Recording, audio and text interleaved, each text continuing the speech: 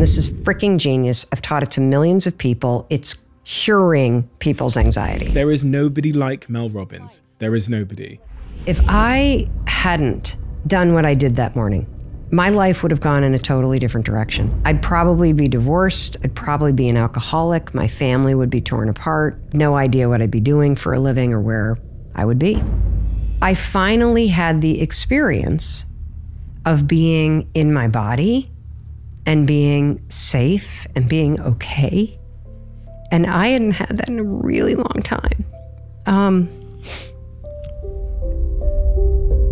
So you asked me in the beginning, kind of what is it that created all of this insight or this drive to figure it out? And I think I just figured it out. You just fucking did it.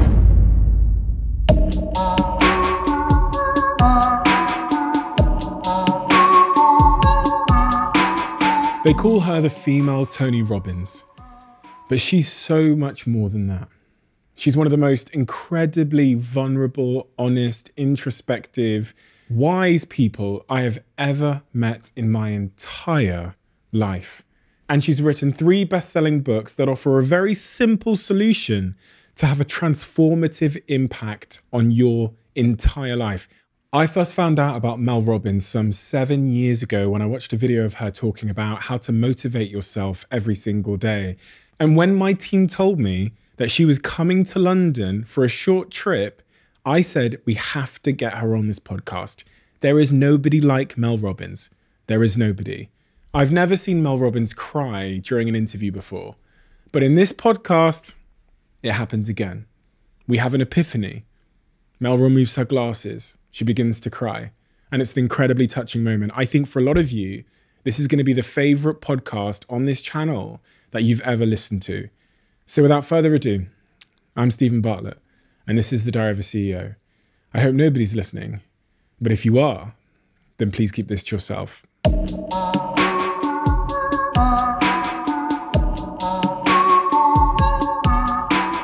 Before we started recording, I said a lot of nice things about you just a few seconds ago. And I talked about how sort of introspective you are, how much you've achieved, your remarkable ability to speak about ideas and things you've discovered in yourself.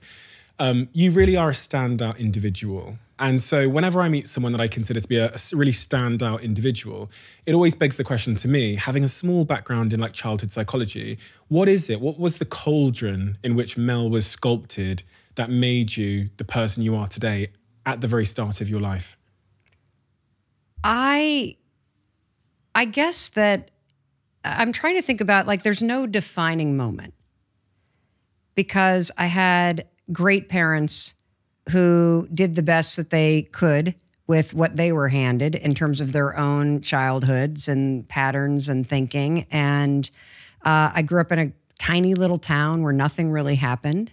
But one thing did happen, and that was in the 4th grade. I was at a family kind of ski trip thing, and in the middle of the night, I woke up and one of the kids was on top of me. And yeah, like on top of me, molesting me. We're going here like fast. I mean, you asked like, what was the thing? And this was like the first thing that popped into mind.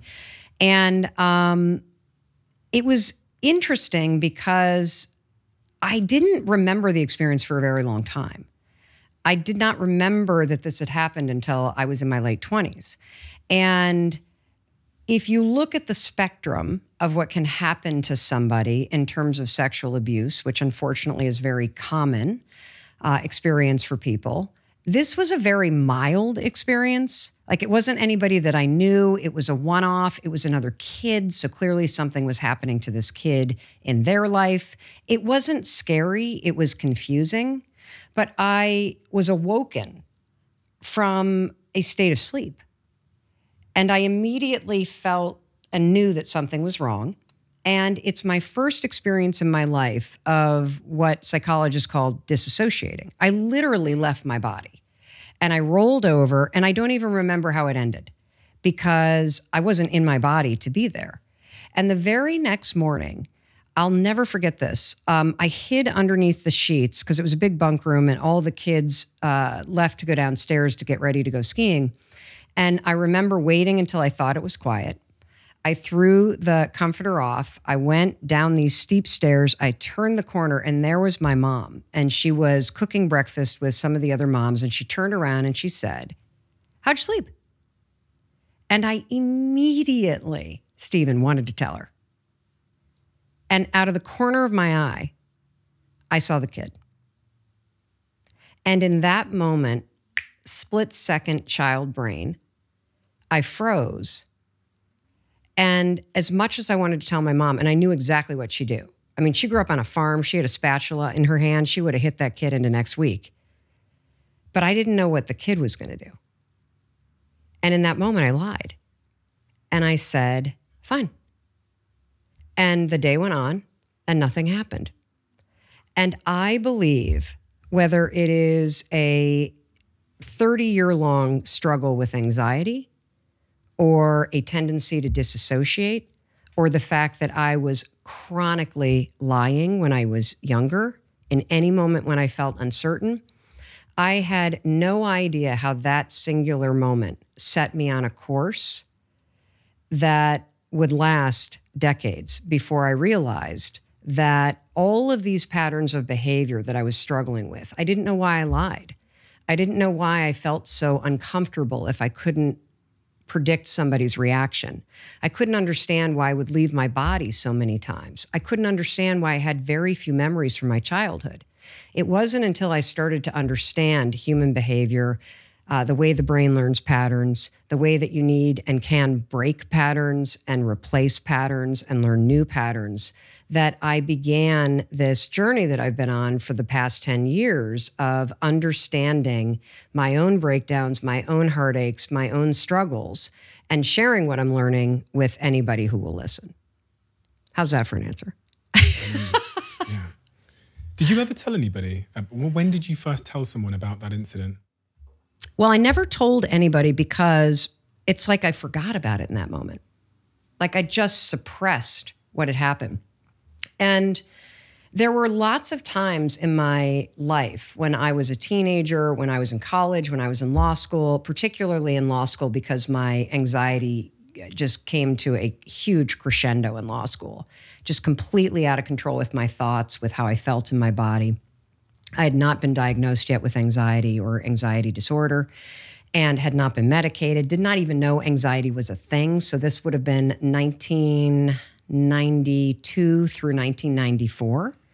And I didn't even remember it. And so I didn't even remember this incident until I was 28 years old. And I was sitting in like kind of one of these life improvement seminars where you're in a windowless conference room and everyone's got a name tag on and there's a person up front and this woman stands up and she was talking about how she had been molested when she was younger by a babysitter that her parents hired. And the story went on how she had been in therapy for a long time. She was starting to deal with the trauma of the experience. She had forgiven the babysitter. She had forgiven her parents, but she could not forgive her sister. And the person leading the seminar kind of looked at her and said, what's wrong with your sister?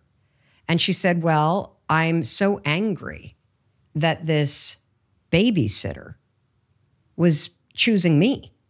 And while I'm in this room getting abused, my sister is out there watching TV. And when she said that, I had an immediate memory. And there was this triggering moment where I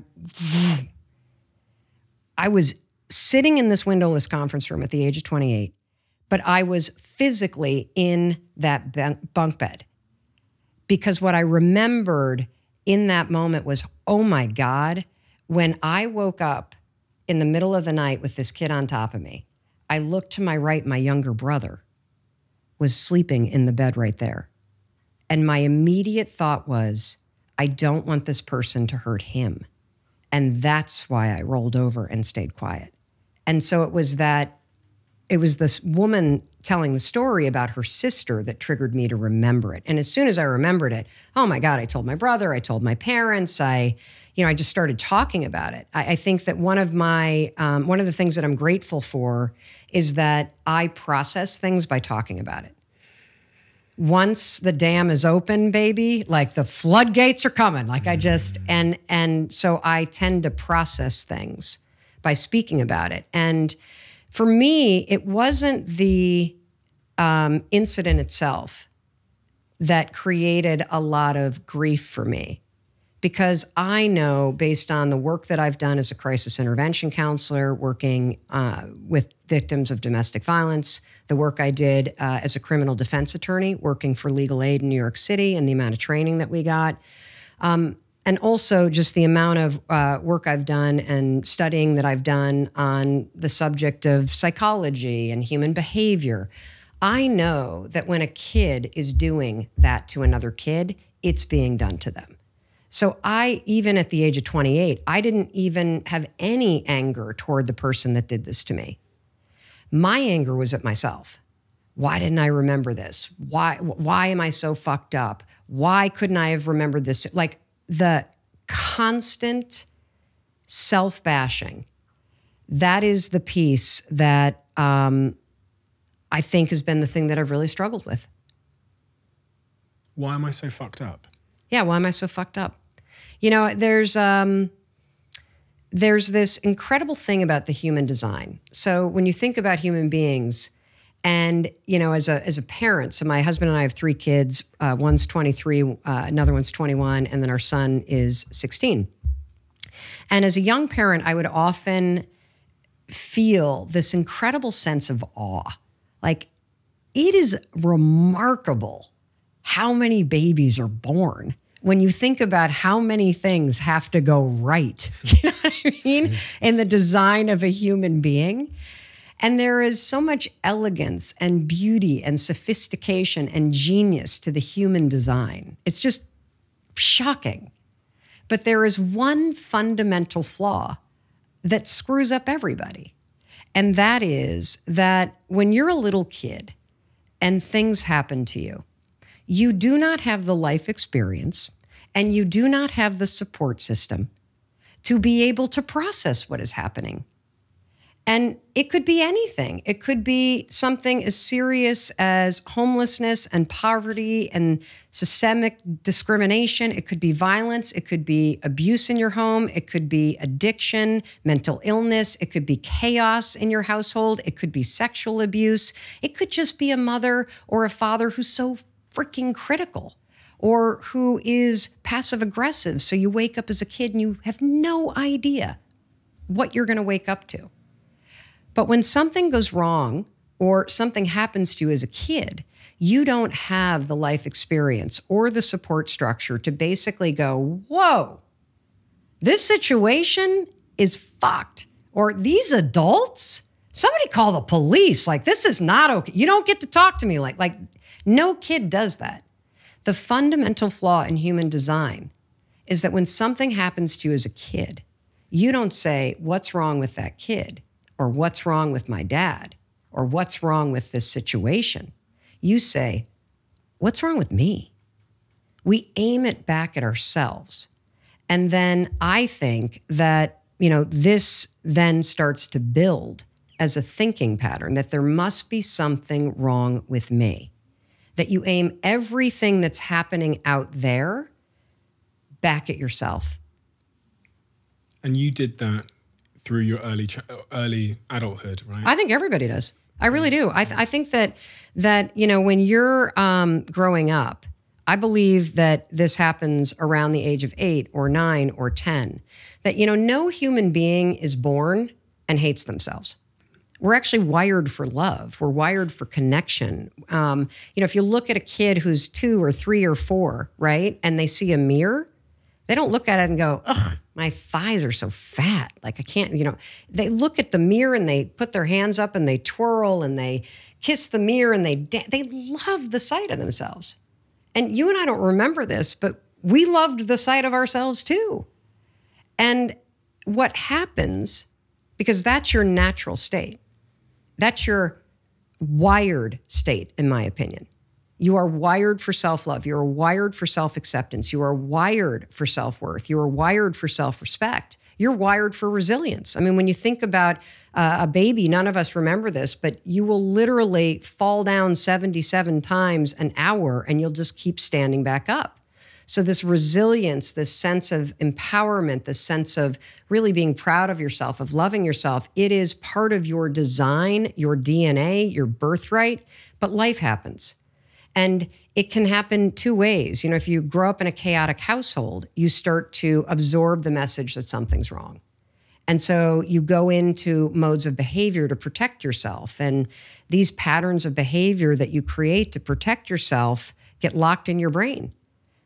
But for everybody, so if you grew up in a wonderful household like I did, if you grew up in a place that you were very safe like I did, you still are going to experience some kind of trauma, because trauma is deeply personal. And trauma at its simplest form is just a moment when your nervous system gets dysregulated, a moment where your whole body turns on an alarm. And when your whole body turns on an alarm, whether it's, uh-oh, there's the car pulling on the gravel driveway, the person that drinks and comes home and is abusive is pulling in, or, uh-oh, mom's got that expression on her face, I better not say anything. It can be small moments, big moments, but when your nervous system goes into a state of alarm, your brain kicks into, let's record everything in hyperspeed so we can remember this so I can protect you in the future. And that pattern locks. And that's why so many adults continue to stay trapped in patterns from their childhood that they don't even remember why they have them, how, like any of it. But for everybody, so that's sort of like if you grew up in a chaotic household, which I didn't. But I think what happens developmentally is, you know, there's this moment when we're in elementary school, and none of us remember it, or at least I don't remember it, but it happens to everybody, where one day you walk into elementary school and you're like loving yourself and you're happy as a clam and you're just kind of walking up to whomever and you like yourself and you love yourself. So you'll go up to anybody. You'll sit with anybody in the cafeteria. And then I don't know what the hell happens, but the next day you walk into that cafeteria, you got your little hands on your tray, and you start scanning the room for where you're going to sit. And all of a sudden, that brain that is wired for self-love and self-acceptance flips into the sorting hat from Harry Potter. And you all of a sudden see the world in the places that you belong and the places that you don't. And that's how it begins. And your mind starts to tell you, you can't go there, you don't look like those kids, those are the sports kids, they're gonna, as a way to protect you. But the message that you start to get from your own brain or from society at large or from what's going on in your household is that who you are is not okay. When I was reading about your story, we're talking about education there and schools, it seemed that you were quite, I don't know, disorientated in college. When you went to college and you were struggling to figure out who you are, and that resulted in quite significant procrastination and... Oh my God. Yes. So I'm very open about the fact that I struggled with anxiety for a long time. Yeah. And what's interesting about anxiety is that, I'm now talking to you from the perspective of being 53 years old. I was like really fucked up. And by fucked up, I mean, not that I was like stealing cars or breaking laws or doing anything like that, but I was not comfortable in my own body. And the way that I would describe it is, I think from that moment, literally, that moment in fourth grade that I just shared with you, it makes me really sad to think about the fact that I was just a fourth grader that had had a traumatic experience. I didn't know, but my nervous system remembered. And so anytime I went to bed, I woke up the next morning with the sensation in my body that something was wrong. And any pattern of behavior or thinking that you start to repeat becomes a habit. Habits are just patterns. That's all that they are. And so I had a life experience because of one incident where I would wake up every single morning and feel like something was wrong and I couldn't put my finger on it. And the more that you wake up and think something's wrong, the more your brain is going to find reasons why something might be wrong. And so I developed this sort of chronic state of feeling on alert, feeling this sense that I got to be aware. Fight or flight. Yes, yes. My, in clinical terms, my sympathetic nervous system got switched on and I had no idea how to turn it off. And if you don't know how to calm your nervous system down, to flip off the sympathetic nervous system and flip on the parasympathetic nervous system, which is your calm, grounded, resting nervous system, you will forever struggle with focus, with being present, with the ability to think clearly and make good decisions.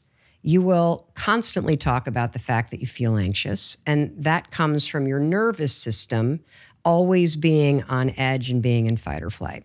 I didn't know any of this. I was just a nervous kid with a nervous stomach. Every camp that I went to, I got sent home because I was too homesick. Oh, yeah. I mean, you know how homesick you have to be for trained counselors to actually call your parents and go, we got a problem here.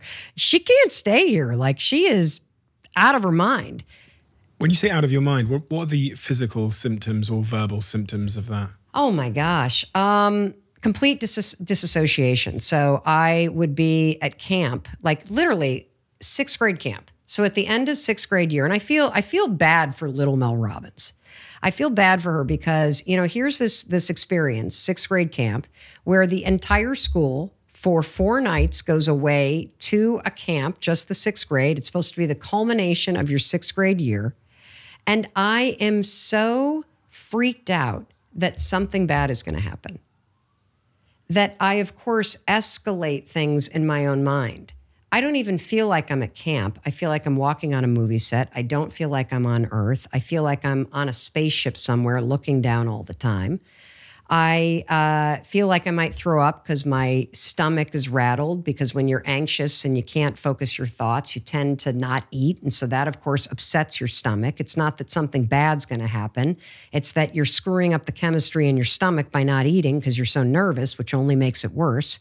And as your mind is scrambling, thinking something bad is going to happen, and then your stomach is hurting, then you start to think, oh my God, I'm going to throw up. And then you start to think, well, if I throw up, something bad's going to happen. And then the kids are going to laugh. And like, it just becomes this spiral train wreck. And that is the state that I lived in.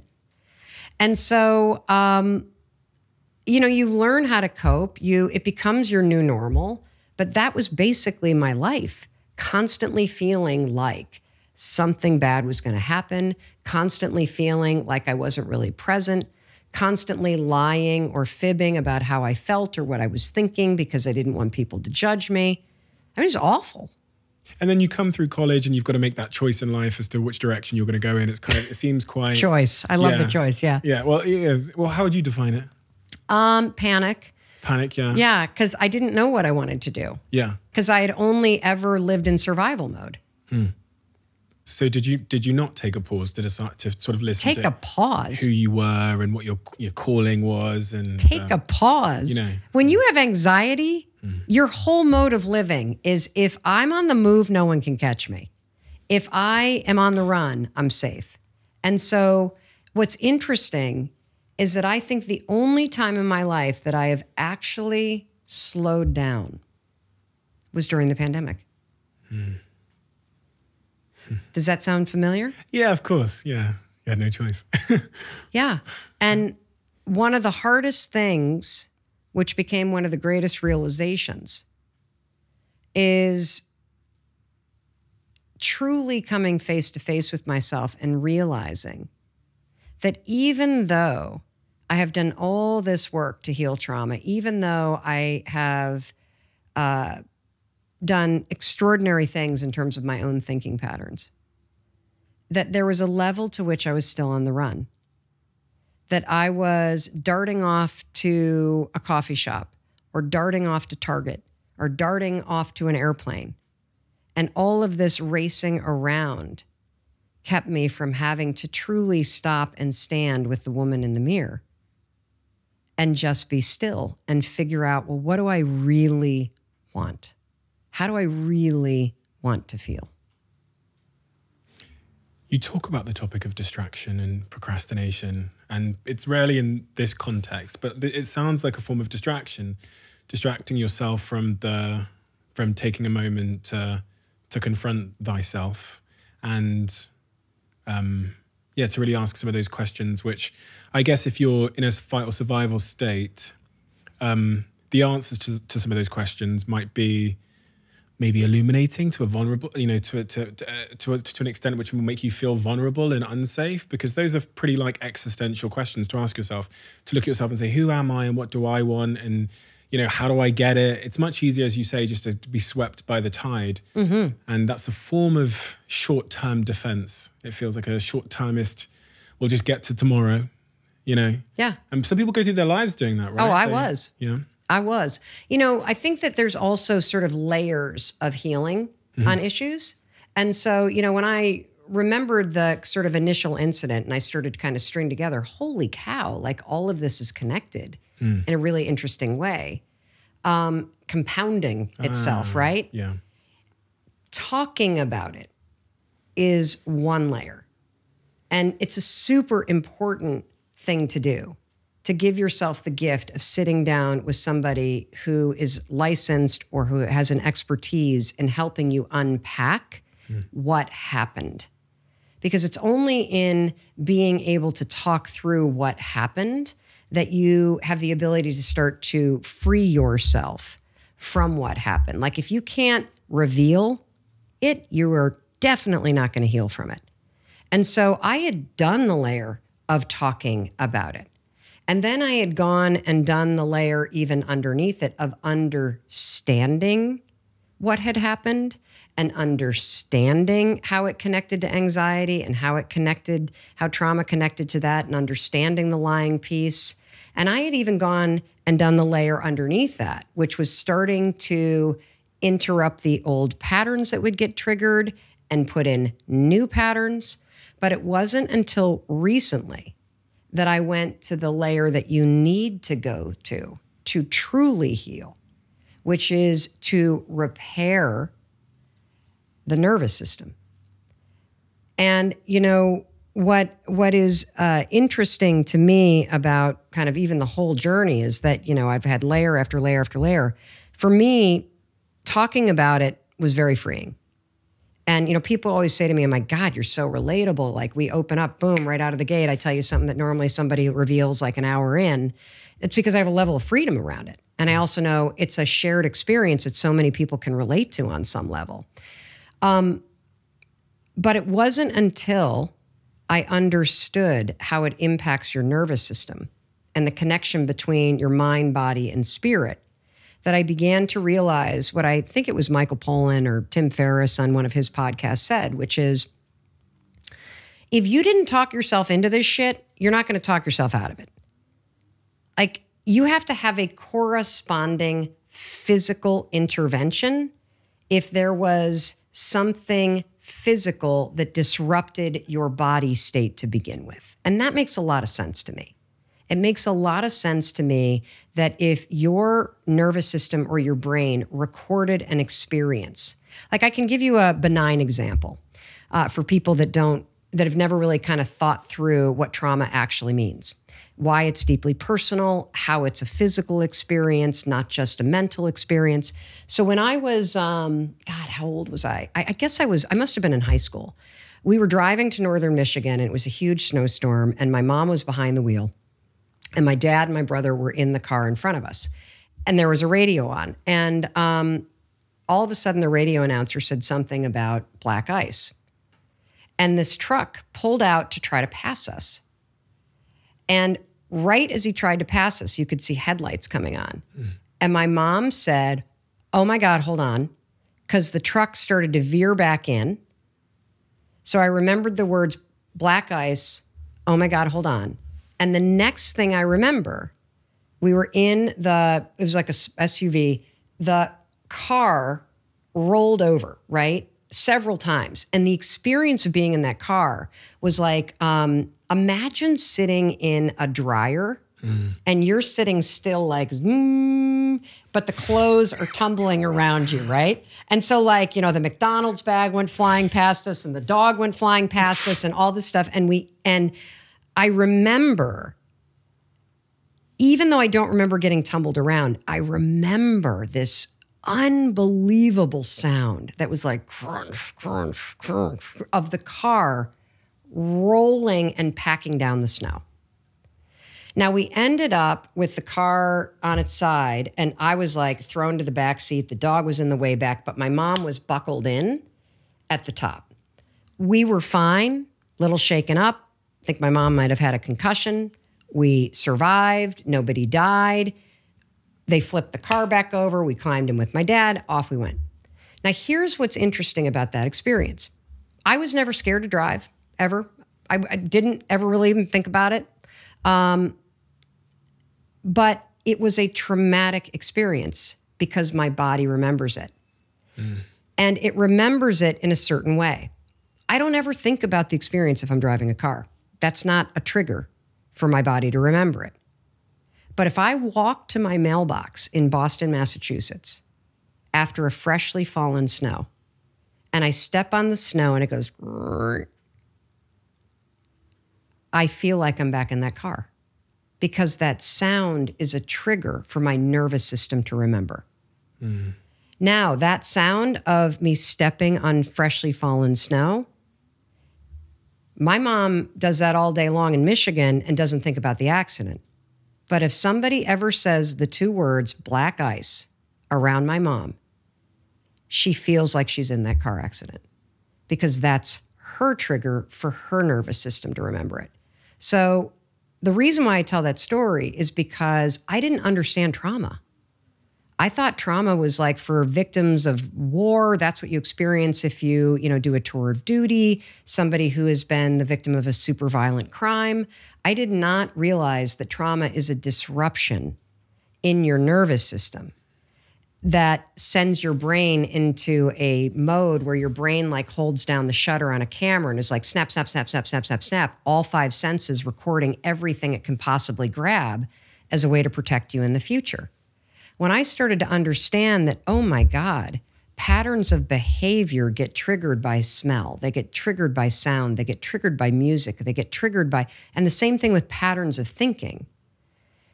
Now I had the missing piece to be able to start to truly reset not only my nervous system, but also the default patterns in my mind. And I haven't looked back since. But that was step one. In terms of how I stopped the cascade of the what if this happens and what if that happens and what if this happens and what are they thinking and why didn't they invite me here and the universal thing that I started to replace the what if with was what if it all works out? What if this is the best thing that ever happened to me? What if this is really hard and it does suck? That's not easy. But it turns out to be the best thing that I ever did. It's not easy though, is it?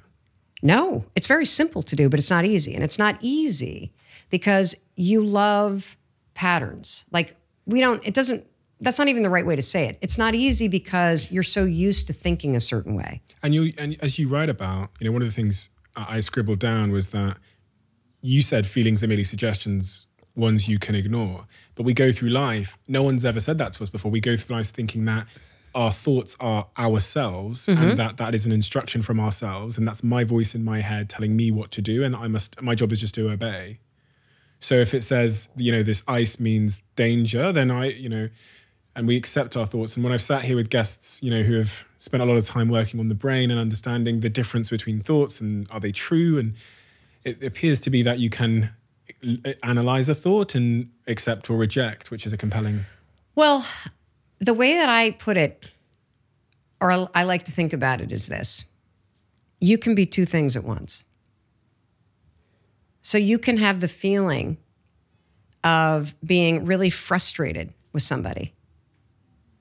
And that can be true. And you can also love them at the same time. You can be jealous of somebody. And you can also allow that to inspire you at the same time. You can be afraid, which is true. And you can still find the willpower to push yourself or discipline to push yourself forward.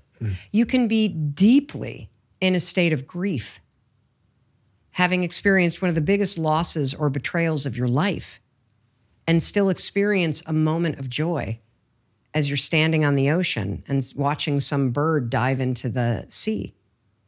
Human beings are very complex. And when you start to understand you're not just one thing, it gives you freedom to ride the waves of feelings, to ride the waves of experience, and to kind of go down and go, oh shit, this is a terrible thing, and know that you will be able to come out the other side of it. And so, you know, I think that emotions, yeah, they are suggestions, and that's one way to dismantle it. Another way to dismantle kind of the way that an emotion can hook you is to keep reminding yourself that it's temporary. This wave of pissed offness, this wave of betrayal, this wave of fear, this wave of grief, this wave of frustration, this wave of feeling stuck, this wave of feeling hopeless, it's temporary. It will come and it will go. And when you realize that emotions are temporary, it also gives you perspective, right? To know that something better is coming. And that's going to help you be able to endure whatever it is that you're enduring. Why should you drink Huel? We're going into the fourth quarter of the year. Diets are dropping off. We're becoming lazier and lazier. And what tends to happen when our diets dip and we start to become less compelled to go to the gym is, yeah, we get out of shape, we start to feel low energy, we start to binge eat bad things. And Huel is the antidote. It's nutritionally complete. So you get everything you need for your diet in a drink. You get your 20 grams of proteins, you're gonna get your 26 vitamins and minerals. It's low sugar, high in fiber. It really is the cure to a lot of the health issues that we see in our personal lives, but in wider society. If you've never tried it, all I'll ask you to do is give it a try. And if you're like me, then you will like the wild berry ready to drink. You'll like the mac and cheese, which is just selling like absolutely crazy, unsurprisingly. You'll like the cinnamon, and you'll like the banana flavor. Those are my recommendations. I know a lot of people love the chocolate flavor. Let me know. Try it, get yourself healthy, and send me a message on Instagram. Tag me on Instagram as well on your stories if you do try it out, because I sometimes upload those tags. And let me know which is your favorite flavor. Can't wait to hear from you. So that was step one. I dug a little deeper on that step one phase, which was that, you know, the kind of mental work. What was step two of your level 4 overcoming the trauma? So the first step was combating the thoughts in my head, seeing them, interrupting them. I'm not thinking about that. And then, you know, I went a little bit further and then started to figure out, well, if I think this, I'd rather be thinking this. And so then I started working on replacing the thoughts so that the default became different. The next step, though, was a deeper understanding of anxiety and really studying it, because I was tired of being anxious. I was tired of taking Zoloft. And look, Zoloft saved my life. I mean, I was on that drug for 2.5 decades, for crying out loud. One of my kids takes Zoloft, and it helped them climb out of a hole. I love medication. Like, I'm not here saying nobody should be on medication. It's the opposite. I think that it's self-harm not to take medication if you're in a hole, and that medication can serve as a ladder to help you climb out of it. But I was at a point where, you know, I'm 45 years old. I've been on this drug for a long time. I've been out teaching the 5-second rule. I'm interrupting thoughts. I'm starting to feel like, wow, I actually have the ability to not think what I have always thought. I actually have the ability to shut that worry down. And so as I started to understand what anxiety really is, so anxiety is a really important thing. Anxiety is an alarm system in your body. If you and I hop in a car and we drive off to have dinner and a truck pulls out, right, and cuts us off, and you immediately swerve, what do you feel in your body? It feels like something rising in my belly and making me like a little burst of nervousness. And yeah, your heart races, your armpits sweat, your hams get clammy. Fight or flight. Jerk the wheel. Fight or flight. Yeah. The alarm is sounding the alarm because there's danger. Well, what happens the second the truck pulls away in your body? Well, it should go back to a calm state, Yeah. and my respiratory system should start to function as normal. My dietary tract should start to engage. We should start burning the carbs again in my belly. Yeah, and exactly. things should go back to normal. That's exactly. From a biological perspective. Yeah. Yes, exactly. And the reason why that happens is because your mind has the vision of the truck pulling away. So your mind tells your body threat is over. For a person that experiences anxiety over and over and over, like at their default state, what's happened is you're standing in your kitchen and all of a sudden you feel that tidal wave that you and I felt when the truck pulled into our lane, but there's no threat.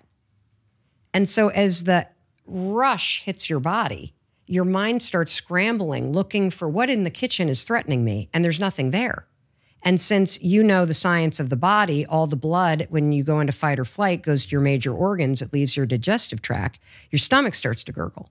Most people think butterflies means they're fucked. No, butterflies just means the blood left your stomach to go to your heart, and now your digestive chemistry has changed. That's all that's happening. It doesn't mean you're about to die, but we misread it because we don't understand it. And so then once you go, oh, I'm fucked, my stomach hurts, and now I'm feeling, now your mind escalates it, and your mind starts freaking out. And when your mind starts freaking out, then your body freaks out more, and that's when the grand panic attack happens, which is an emergency brake. It's designed to get you to stop thinking and to just remove yourself. And if you've ever seen somebody have a panic attack, they dart around a room, they can't breathe, and they feel like they've got to leave whatever situation they're in. This is how your body's designed to get you out of emergencies. The problem with somebody who gets a dysregulated nervous system is you feel like a truck's about to pull in your lane all the time, but your brain can't understand why you feel that way because there is no truck. Your body just got stuck there. And so when I started to understand that, I found this really interesting piece of research from Harvard Medical School called Reframing Performance Anxiety, where researchers wanted to know, since, you know, people really screw up tests when they get nervous, right? You know, you get nervous about a test and then you can't focus, and so you blow it because you've got performance anxiety, or athletes that really blow it when they get nervous before a game. Well, medically speaking, there is no physiological difference in your body state, physiologically speaking, between being nervous and being excited. Zero difference.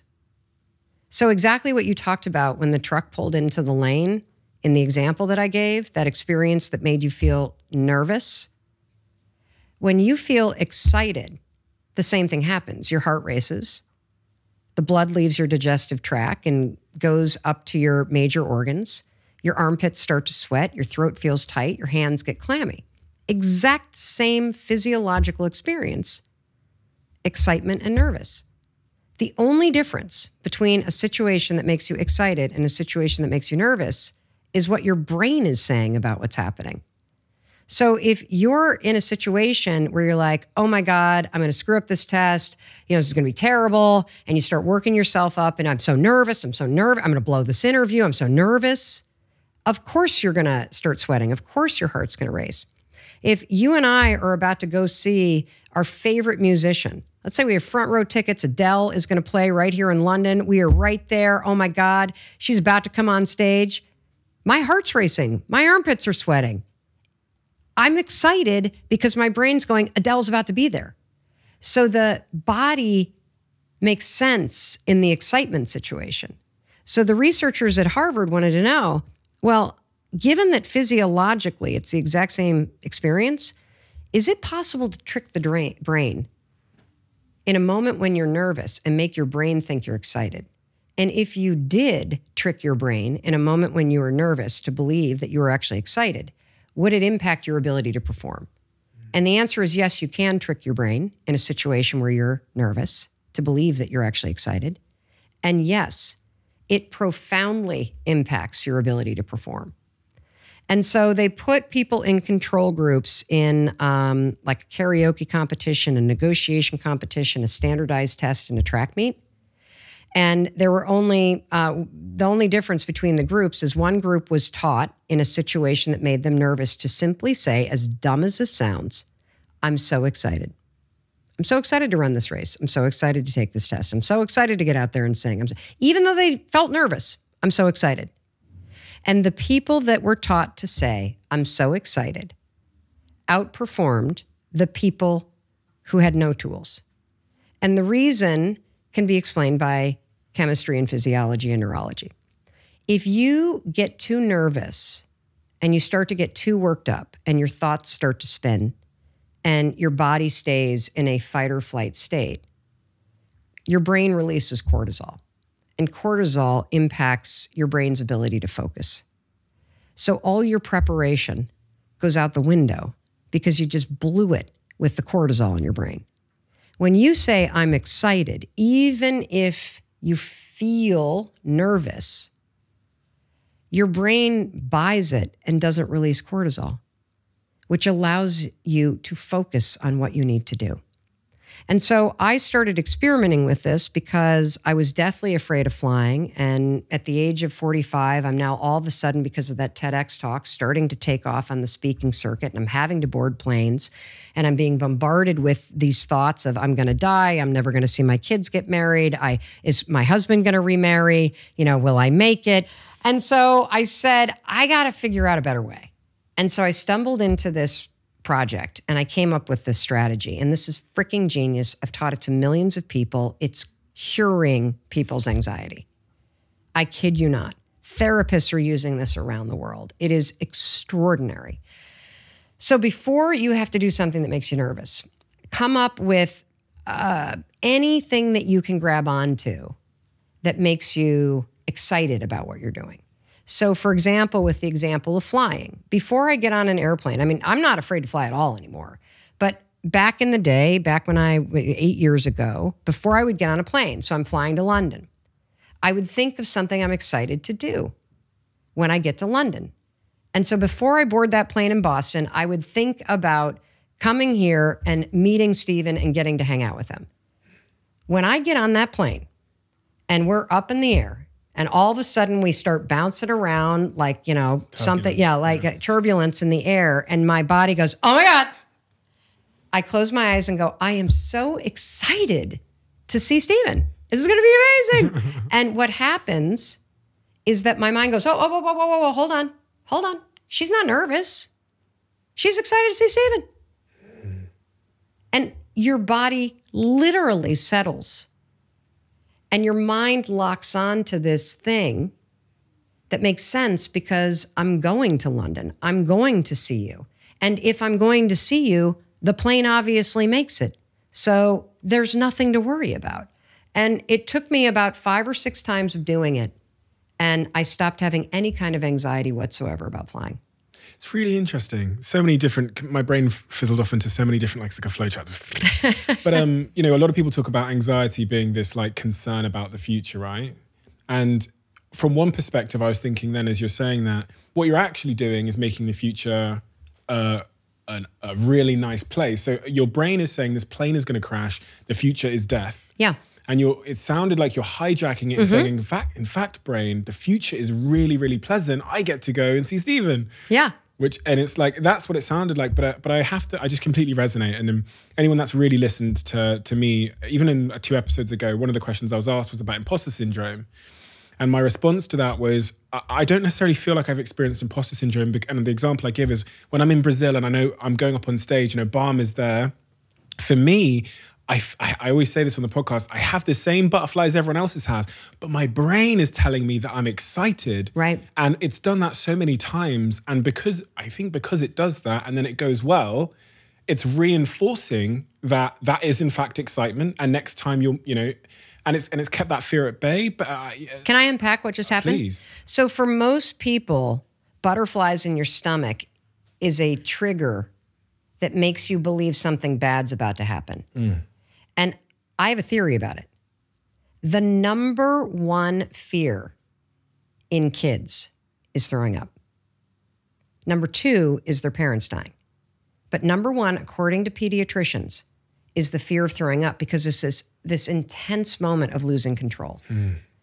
And so tons of little kids have an enormous fear of throwing up. And the trigger of your stomach rumbling or butterflies triggers that fear. And so I think there's been a lifetime negative association with having butterflies.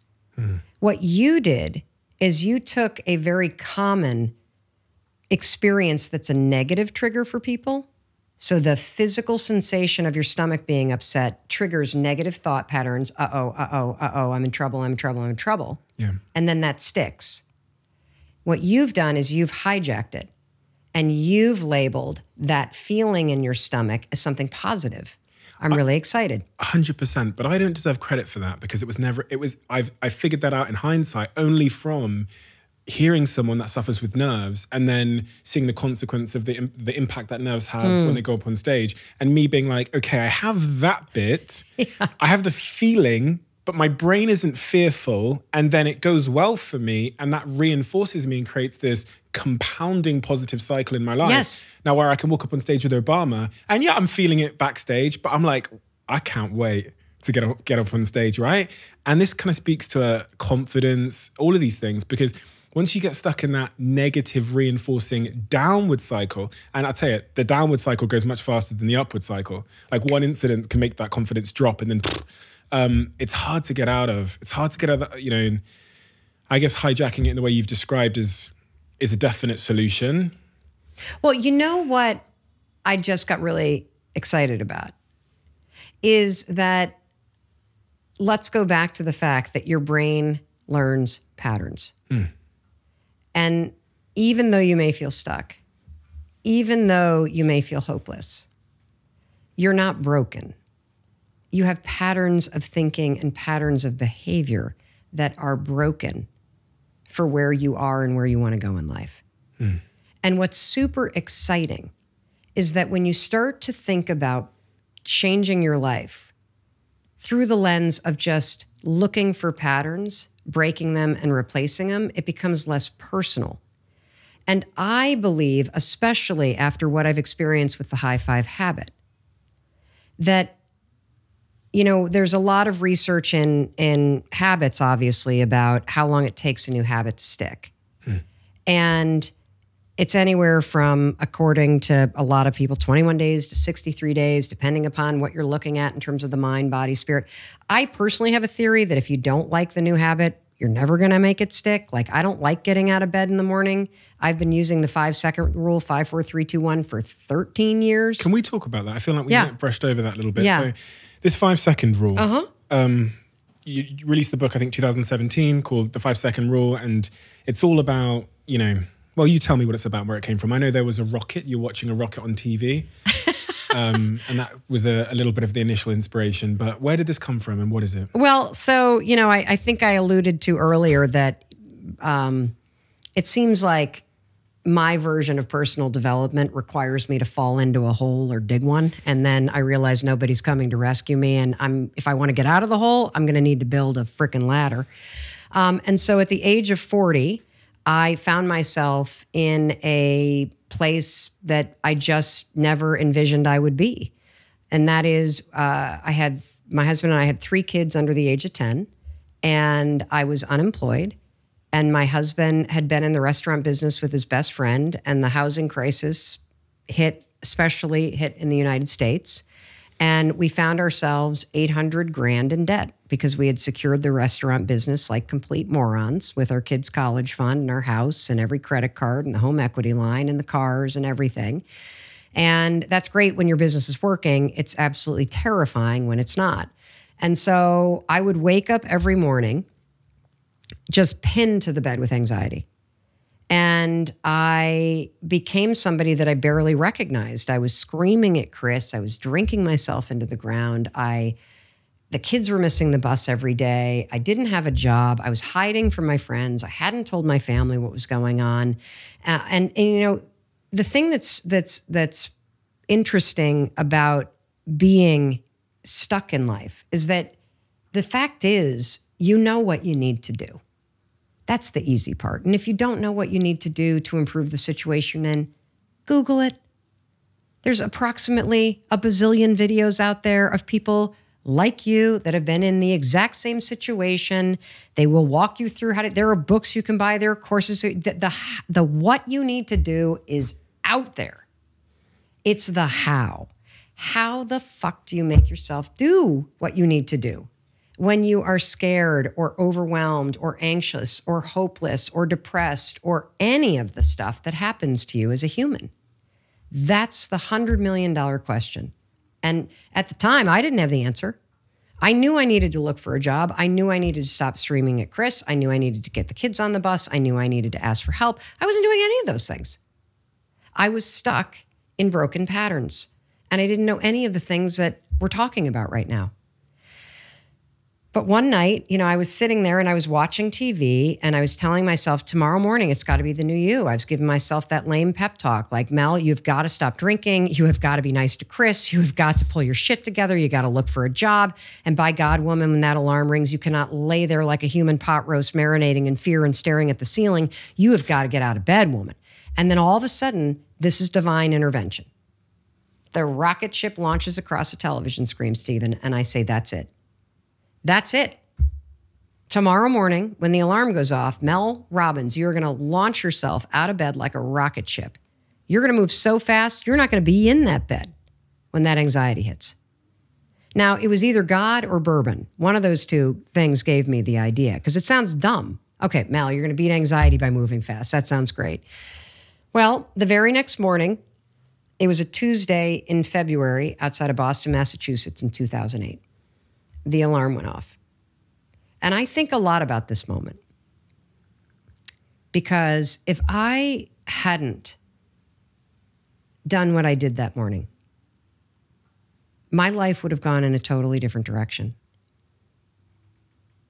I'd probably be divorced. I'd probably be an alcoholic. My family would be torn apart. No idea what I'd be doing for a living or where I would be. And I profoundly believe that you are one decision away from a different life. And that happened to me on a February morning in 2008. The alarm rang. And as soon as the alarm rang, I remembered the idea of launching myself out of bed. And then I did what psychologists call a bias toward thinking. And this window opens up when you start to think about what you need to do instead of doing what you need to do. It's this window of hesitation that's about 5 seconds long, a window of hesitation that defines your whole life.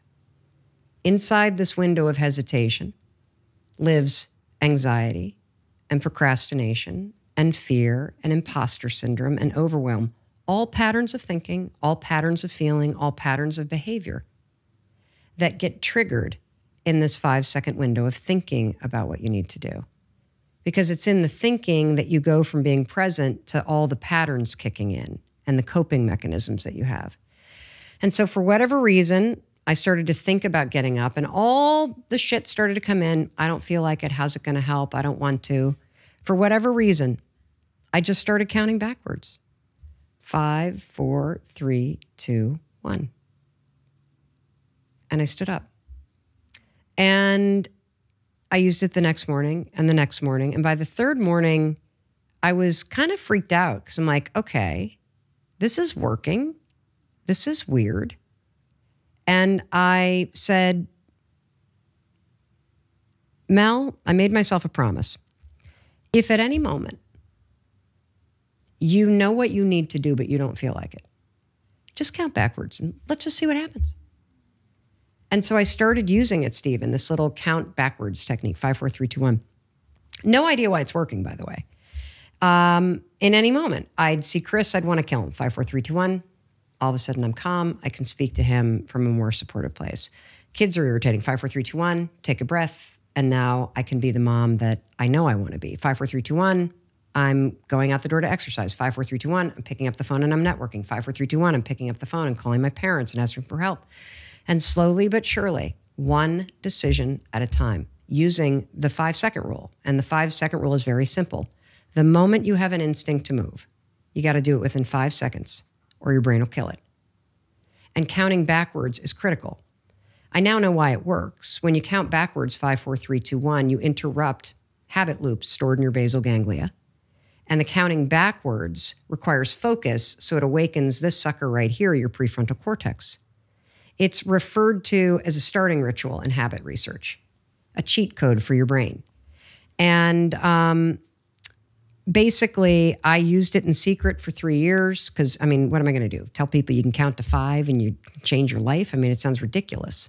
Plus, I was just trying to survive. I'm trying to like find a job and save my marriage and help my husband and make sure my kids are okay and start to pay our bills and make the ends meet. And that's what I was doing. And one thing led to another, and word got out about it, and people started to write to me about it. And it has now gone on to change the lives of millions of people. We know of 111 people who have stopped themselves from attempting suicide by counting backwards, 5, 4, 3, 2, 1. When I had a daytime talk show, an entire wing of nurses from an inpatient unit at a psychiatric hospital in Philadelphia came to my talk show and explained to me after the show that of all the tools that they have when they discharge somebody from an inpatient commitment, that the 5-second rule is the most effective thing that they have, except for medication, obviously, but it's the most effective thing that they have because it's simple and you can remember it and anybody can use it and it works. And I think we make a huge mistake in life. We make the mistake of believing that because our problems are big or because our dreams are so big, that somehow the solution to achieving those dreams or to solving those problems must be enormous too. When in truth, it's the opposite. The larger the problem, the smaller the solution. The bigger the dream, the smaller the actions are that you need to start taking. Super compelling, because that also has a lot of similarities with your new book, The High Five Habit. It does. Yeah. So I'd love to hear the story of how this was born. And I imagine that came out of, as you said, a low point in your life where you were looking for what you thought would probably be a complex solution to a set of complex sort of problems and dynamics in your life. But the High Five Habit is more centered around gratitude and I guess like self-appreciation. Is that an accurate description of the Yeah, High Five Habit? yeah. Like it's, even knowing what I know about the 5-second rule, I believe the High Five Habit is 1,000 times more powerful.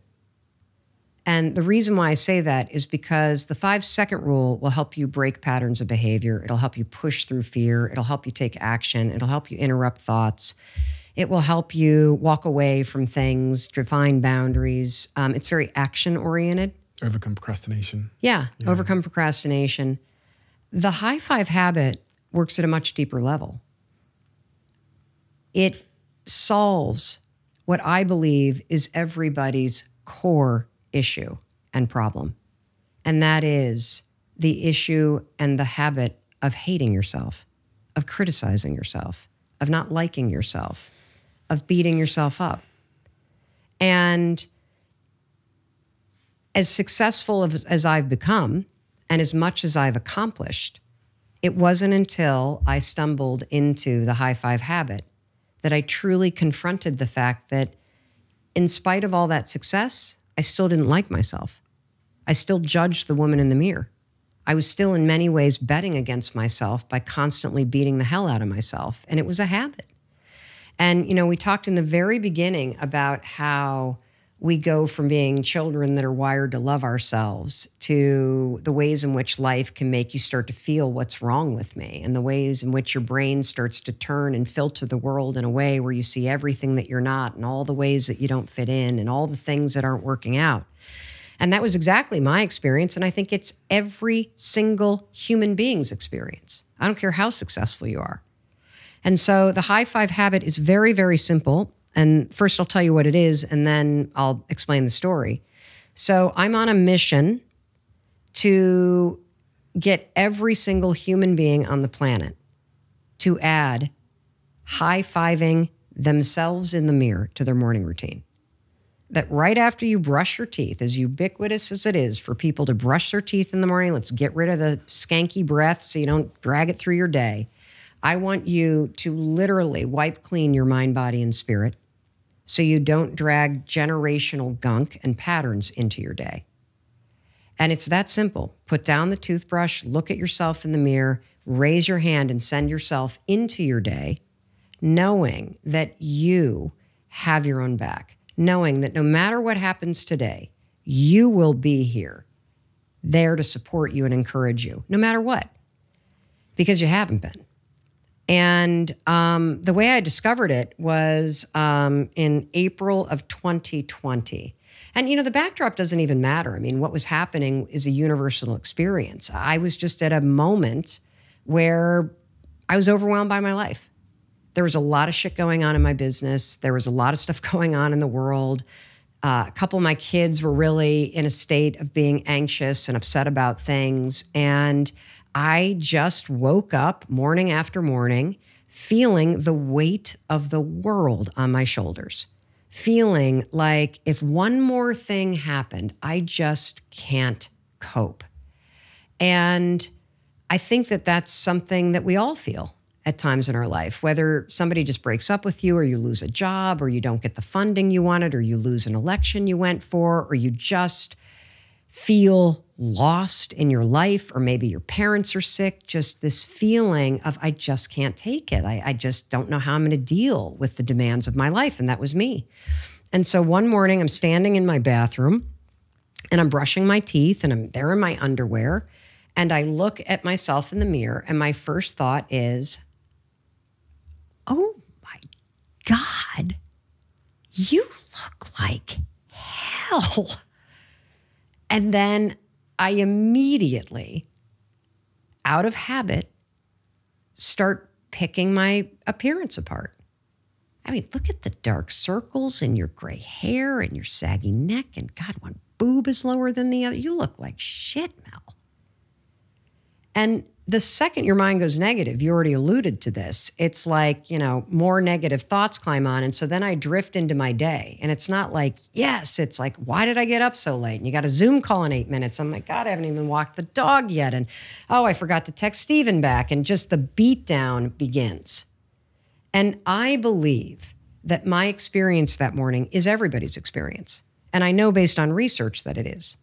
That we talk a big game about gratitude and meditation and morning routines, but we've skipped this one thing that's happening in everybody's morning routine, and it's a habit of self-rejection, of self-criticism. And every human being has it, I kid you not. And standing there that morning, overwhelmed by life, giving myself the morning just kind of beat down and, you know, negativity, I couldn't think of anything to say to myself. And I wouldn't have believed it anyway, because I felt overwhelmed. And as pathetic as it sounds, I don't know what came over me. But for whatever reason, again, I think it was probably divine intervention.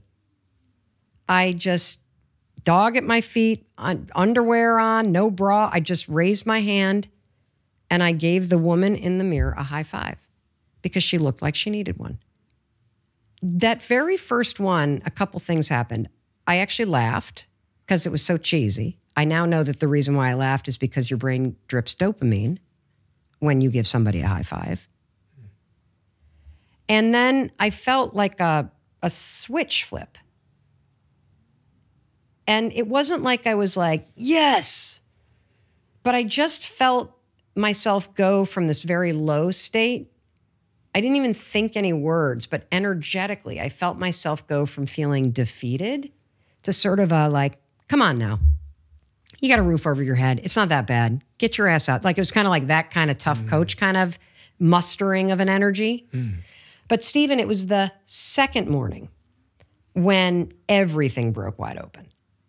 So I wake up, same problem, same kind of energetic, depleted overwhelm. 5, 4, 3, 2, 1, I get out of bed. I make my bed.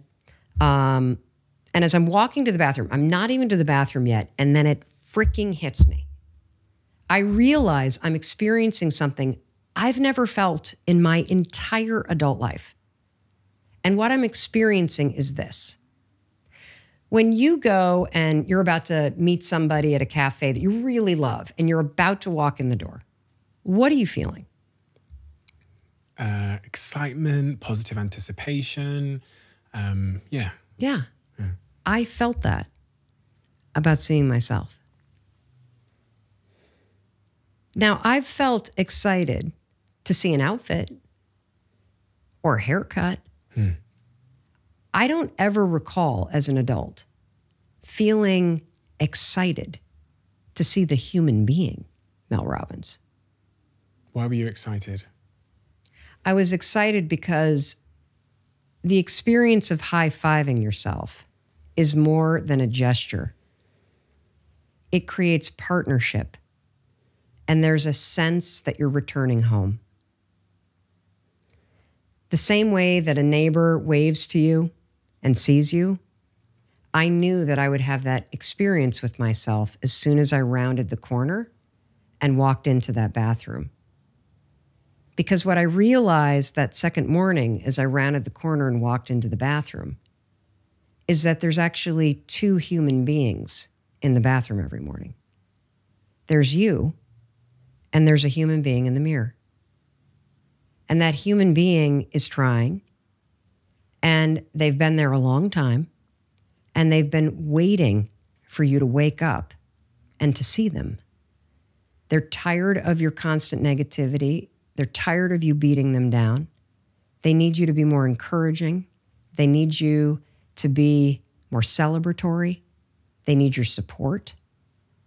And when you finally wake up and create a moment with yourself every single morning where you look yourself in the eye and you see yourself and you forgive yourself and you honor yourself and you say, I believe with this gesture in you, it is this remarkably deep and spiritual feeling of connection that you've been longing for a very long time.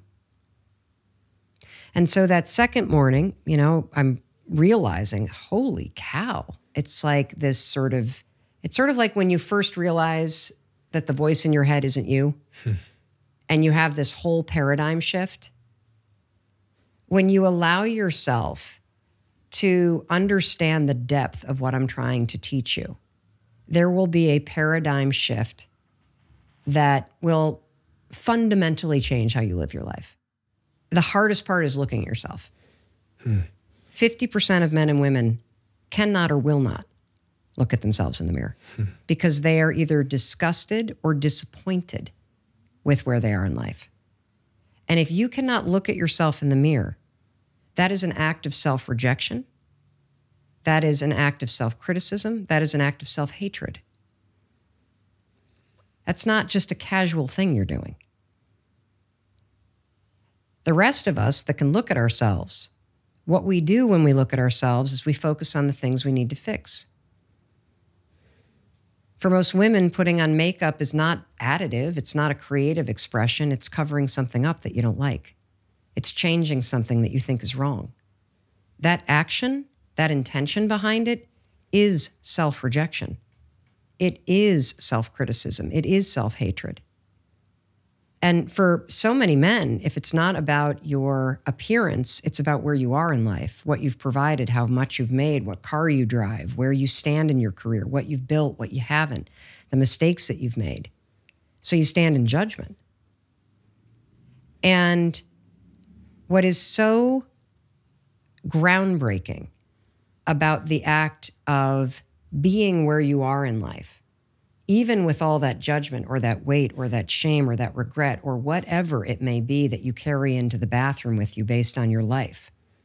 When you raise your hand to high-five the human being you see in the mirror, your brain has neural association with that physical action. The physical action in and of itself is a positive trigger for every human being on the planet. Even if you are in a culture where people do not high-five each other. You have seen sports teams do it. You have seen viral videos with it. Your brain knows exactly what a high-five is, just like everybody's brain knows exactly what this is. You don't even have to say a word because all of the positive programming is already hardwired into your basal ganglia, and the physical action alone triggers it. You know, you've never high-fived somebody and thought, I hate you, you suck, you've blown your life, I hope you lose the game, fuck off. You've never, ever done it. It is neurologically impossible to stand in front of the mirror and actually think something negative as your hand is reaching the mirror because your brain's not programmed to do that. So when you high-five somebody, what does the high five communicate? Well done, acceptance, congratulations, you did it, you can do it, let's do it. Yeah, well done. It's collaboration, it's partnership, it's union. If somebody's going through a challenge, it's shake it off, you got this, keep going. It is so many things, but it's all in belief and celebration and being seen, all of which are your fundamental emotional needs. And so the thing that's super exciting about this is that we're taking programming that is already stored in your mind, body, and spirit, and we're just going to aim it right back at you. And the layers upon layers upon layers of psychological proof, of research, of all kinds of evidence for why this works goes so deep, it's extraordinary. So, for example, the physical action of high-fiving, your brain has always given you a drip of dopamine. That's why you will immediately feel a boost in your mood. It's why a lot of people laugh.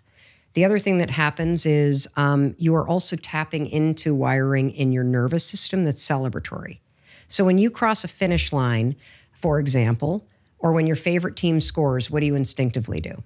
Celebrate. Yeah, you raise your arms. Shout surprise, you raise your arms. When you say hello, you raise your arms. When you go to high five somebody, you raise your arms. So even on your lowest morning, when you go to raise your arm to high five yourself, your nervous system taps into that celebratory energy that we all so desperately need in life. The other thing that happens that I love about this is you don't need to say a word, because for many people who feel extraordinarily stuck and beaten down and full of shame or regret, you wouldn't believe any positive mantras anyway, because you've got so much evidence for why you're a screw up, why things aren't working. But when you go to raise your hand, the gesture does all the communicating. And it also taps into behavioral activation therapy, which says, at its most simple form, act like the person you want to become. That's not fake it till you make it, by the way. This is intentional. Intentionally act like the person you want to become. Because when you intentionally act like the person you want to become, your brain sees you taking those actions, so your brain starts to change the way it relates to you. When your brain sees you high-fiving yourself in the mirror, it starts to go, oh, wait a minute. Stephen loves himself. Stephen's cheering for himself. We don't beat Stephen up. Do you see a difference between doing it with yourself and doing it with someone else? Oh, it's night. Well, it's night and day in that you've been cheering for everybody else your whole life. And when somebody else high-fives you, it feels amazing because you're getting affirmed as a human being. It's connection as well. It's connection. Yeah. But I believe you can create that same connection with yourself. And what's happened for me is profound. I mean, I used to look in the mirror and on default, pick myself apart. It was never enough. Didn't matter how many millions of dollars I made. It was never enough. I was no. And I realize now, like so many entrepreneurs, I had married achievement with being worthy of love. That as long as I was achieving something, then I was worthy of love. And that's also why we all tend to chase achievement, because the second that you get the first million in the bank, okay, now I got to do more. Because if you're not doing something, then who are you? And in practicing the high five habit for now more than a year, in researching it for more than a year, in having hundreds of thousands of people go through this thing that we call the High Five Challenge. We've released it to the public now for 34 days. We've had 136,000 people complete it from 91 countries. Wow. Not a single person, because we're tracking all the data on it, has said it didn't work. Not a single person. We have people writing to us about the breakthroughs they're having with depression, with anxiety, with suicidal ideation, with self-worth, with senses of failure, because It's the physical action and the programming that exists within you that go to work against the patterns that are making you feel so dark and stuck. And that's why this is powerful. And so after a year of doing this, what's amazing is I don't even see my face anymore. I just see a person that I love. You know, being a parent, it's pretty extraordinary. You have this experience when you become a parent or even a pet owner, right? Where you love this thing so much, even when the dog poops on the ground. You're angry, but you don't stop loving the dog. When your kids screw up, you might be annoyed or regret what they did, but you don't stop loving them. But somehow we never figured out how to do that for ourselves. That when we screw up, we stop loving ourselves and we stand in judgment instead. And I think that's why life is hard. I think that's why people don't feel inspired and motivated. You want to fix imposter syndrome and people pleasing? Learn how to stand in front of the mirror, give yourself a high five, demonstrate that you like yourself, demonstrate that you accept yourself. Because if you like yourself, you don't go out in the world and look for other people to like you because you don't need it. It's wonderful if they do, but the fantastic thing is if you actually like yourself, if you just accept where you are, you stop judging yourself, you accept yourself with some compassion. What's extraordinarily powerful about it, Stephen, is that when you go out in the world, if somebody else disrespects you, it doesn't change the fact that you respect yourself. If somebody else doesn't like you or love you, yeah, it stings, it sucks, but it doesn't change the fact that you like or love yourself. That's your first foundation, right? That's your first foundation.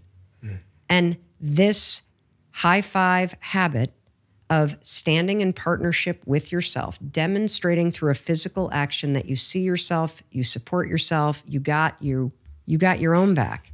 You like yourself. You know you deserve to be treated this way. It changes how you show up in life.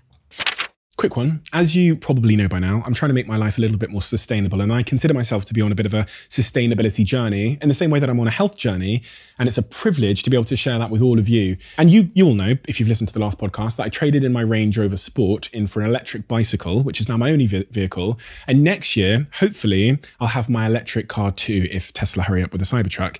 And that's where my energy comes into my life and my sort of sustainability journey. It makes your life, if you are on that sustainability journey, 10 times easier. This is one of their, if you can't see this, I'm holding it in my hand if you're listening on Spotify or Apple. This is one of their renewable energy products. If you're watching on YouTube, you'll see this. This is called the Harvey. It's this very clever little device that allows the Zappy and the Eddy, which I've talked about before on this podcast, to be installed into your home without hard wiring or without batteries or without those god-awful transformers that a lot of people have in their house. It's basically a tiny device that's going to save you both time and money. And for someone like me who doesn't have loads of time on our hands, it's a real lifesaver. If you're looking to make a conscious switch and you need a quick fix that's going to save you a load of time, then head over to myenergy.com to see this product and many, many more. A lot of self-help advice tends to advise like looking in the mirror and just like saying nice shit to yourself. Like, I am strong and capable and I will be a millionaire, and then like crack on with your day. That worked, we'd all be millionaires. Yeah, but so that doesn't work because there's a lot of people out there. Wait, isn't that how you made your millions? Didn't you just stand in front of a mirror and say, I'm a millionaire, I'm going to be a millionaire, I'm going to be a millionaire. And then I went back to bed. There's a lot of like that narrative in society, and this is like... It's bullshit. It's interlinked with the manifestation piece, which is from what a lot of the fluffy stuff that I read is like, you just got to think about it. In fact, I had this argument with this girl one day in New York where she was like, Steve, all you got to do is think about it and it'll happen. And I go, so you don't believe there's any work involved? Nope, just think about it. And I was like, I don't. That sounds like somebody with a trust fund. And the analogy I often give is like, if I just did the sat nav in my car and didn't put the key in and press the accelerator, I would just be in my garage all day. Like, I understand the importance of knowing where you're going, which is the sat nav, but I also have to drive or else we're not going to move. Yeah. So couple things. Positive mantras don't work. And they don't work because people pick positive mantras that they don't believe. So if you are in a studio apartment eating rice and beans barely able to pay your bills, standing in front of a mirror and saying, I'm a millionaire. I'm going to be a millionaire someday. What happens based on research is your brain's like, actually, have you seen where you live? Like, have you seen that you've quit every job that you've had? Have you seen and heard your negative self-talk? I don't think this is going to, like, your brain's like, Your brain has a great bullshit detector. And so the mistake people make is they pick a mantra that is the exact opposite of the way they treat themselves. Is it like, so the way that I've come to it, maybe even in the last 2 months, is my brain actually needs evidence. Yes. Right? And yes. And you know what evidence it wants? It wants fucking action. Right. Oh yeah? Prove it to me. Behavioral activation therapy. Act like the person you say you want to be, and then maybe I'll believe you. Yeah. Now, should you still interrupt the beatdown? Absolutely. Absolutely you should. What I'm saying is you got to stop beating the hell out of yourself. But you can't jump immediately to, and it's going to all magically disappear. And I'm going to love my body after beating myself up and hating myself for 20 years. Yeah. It's not going to happen that fast. So, if you want to do mantras, do a more pathetic mantra. Do something that's like a little bit like more achievable. Like, instead of, I love my body after trashing your body for 20 years, say, I deserve to be healthy. Even if you hate your body, anybody and any brain can get behind. Yeah, you do. That's right. I'm glad you're waking up. You do deserve to be healthy. Now prove it. Let's take some actions that show you that. So no, mantras don't work if you're picking a mantra you don't believe, and if you're picking a mantra that is the opposite of the way you treat yourself and the actions you take. So that's number one. Number two, manifesting. Everybody has been sold a bill of goods about manifesting. If you make a vision board with your house on the ocean, or you at the stock exchange ringing the bell, and that's all that you have on it, science says that that vision board will become a source of profound discouragement. Because over time, as you sit there and stare at your dream house, or you ringing the bell at NASDAQ, and nothing in your life changes, you start to feel further and further and further away from what you want, which makes you feel further and further discouraged, which means you're less and less motivated to even begin working on it. Like, the hardest part for everybody is to start. And the reason why is not only the patterns of procrastination and anxiety and stuff that you get trapped in, but it's also because your goals feel so far away that you don't believe that just starting is going to even chip away at it. And so, number one, because it sounds like I just contradicted myself. Yes, you need to have something like a beach house, or the NASDAQ bell, or the business you're starting, or the love affair of your life, or the family you've always envisioned, or the health that you've always dreamt about. Absolutely. Swing for the fences. What do you want it to look like 10 years from now? But when it comes to manifesting based on science, I want you to think as manifesting as a bridge. Manifesting is a bridge that's made of bricks between you and the thing that you dream about. And what you do when you manifest is you don't manifest where the bridge is going. You manifest the bricks. So a great example is a marathon. So let's say that you've never run a day in your life, but your bucket list is to complete the London Marathon. Yes, you can put on your vision board a photograph of a runner crossing the London Marathon. You can even put the dream that you have in terms of the number that you want the time to be, okay? But you better put a runner in the rain up there. You better put an alarm clock that says 4:30 in the morning, because that's what time you're going to have to get up in order to get your training runs in. You better put a runner that's gripping their leg like this when they get a muscle cramp. You better put up, a vision of you at mile 13 and your earbuds run out and you still got 2 more miles to go. Visualization is the bricks. And so what I want you to do when you visualize is, instead of visualizing, the marathon, I I did it. Oh, it's amazing. And then you open up, you're like, okay, and I still have not even bought a pair of sneakers. That's not happening, but that was a fun little exercise. No, what you do is you literally visualize, walk into the store and get sneakers. Call your friend who runs and ask for advice. Oh my God, that's me on my first training run. I've only gone 30 seconds and I'm out of breath. Oh, there I am running 3 miles in the rain and I feel proud of myself because I've actually gone out in the rain. Oh, there I am saying no to my friends. I can't go out tonight because I didn't get my run in, but I'm going to go on my big run alone. That, like, you visualize the annoying, irritating, amazing things. I'm sure people look at you all the time with your extraordinary success, Stephen, and are like, how'd you do it? How'd you do it? And like, do you know how many things I missed out on? Do you know how many, like the amount of work that nobody wants to do because they're not thinking about it is extraordinary. That's the bridge. Anybody is capable of achieving anything. I actually believe that because I think human beings are designed to change. You're capable of breaking any pattern. You're capable of getting control of your health. You're capable of launching a business. You're capable of making millions of dollars. You're capable of healing your trauma, of finding love, of doing absolutely anything that you put your mind to, as long as you are willing to do the work for it and as long as you give up your timeline. Because I do believe that people who put in the work get rewarded. But you just might not get rewarded when you think you're going to be. And it might not be the reward that you thought you were going to get. Is that the case in your life? It's always the case. And that's why I always have big dreams. Because I have learned time and time and time and time again, especially in entrepreneurial ventures, that you put this huge flag out there. You write the business plan, you set the goals, and then you put your fucking head down and you put in the work. And you ride the wave and you have the disappointments and you spend the late nights and you have the heartbreak and the heartache and then things change.